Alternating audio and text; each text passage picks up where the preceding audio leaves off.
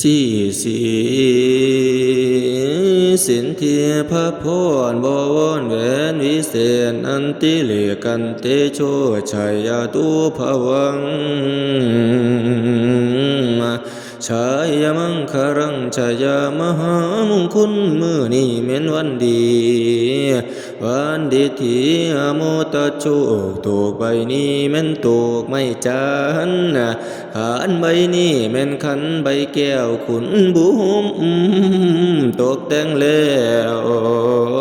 ว่าจักสงลูกแก้วออกกินเมืองขอให้ยศเฮืองผ่านแผ่วสู้ขวัญแล้วให้อยู่สวัสดี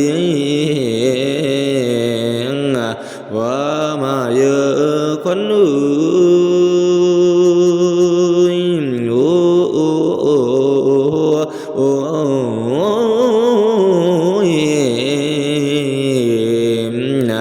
ขวัญ32ขวัญก็ให้มาเฮา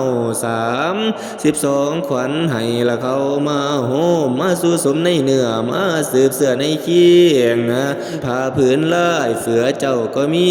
เสื้อลายสีหลากเดือมก็มีของกินดีคือไข่ต้มก็มีหมากสมผลพลาก็มี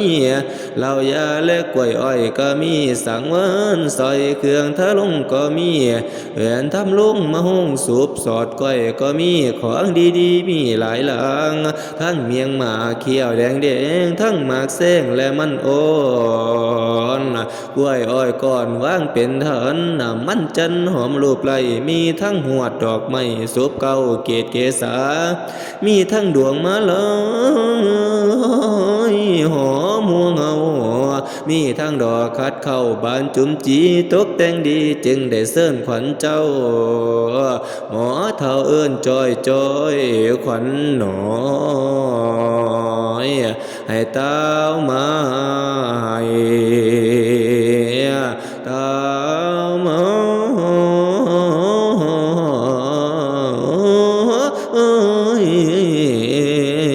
เด้อว่ามาเยอะขวัญเอ้ยขวัญหัวก็ให้มาอยู่หัวยาลาขวัญตาก็ให้มาอยู่ตาละยาป่าขวัญป่าก็ให้มาอยู่ปากละยานี้ขวัญเกสีเกเก้าตั้งแต่เท่าหอดจอมผมจงมาส้มของไม่ขวัญไล่และตากลม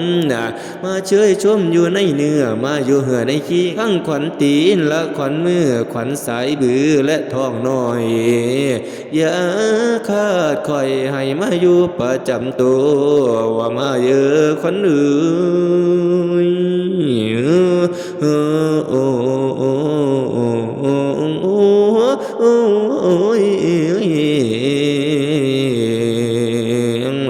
ขวัญนุ่มก็ให้มาอยู่นุ่มสองเต้า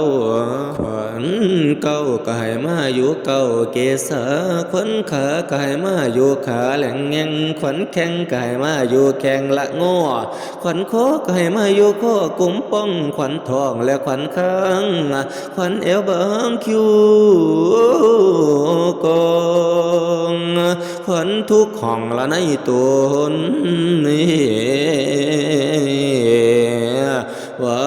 มาเยอะขวัญ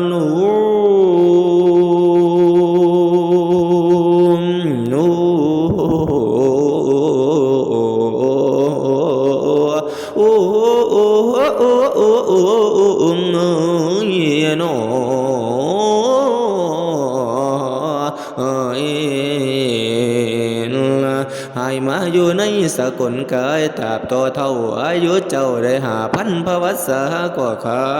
ถึงศตวรรษจะอายุจะชีวสิทธิพวันตุติ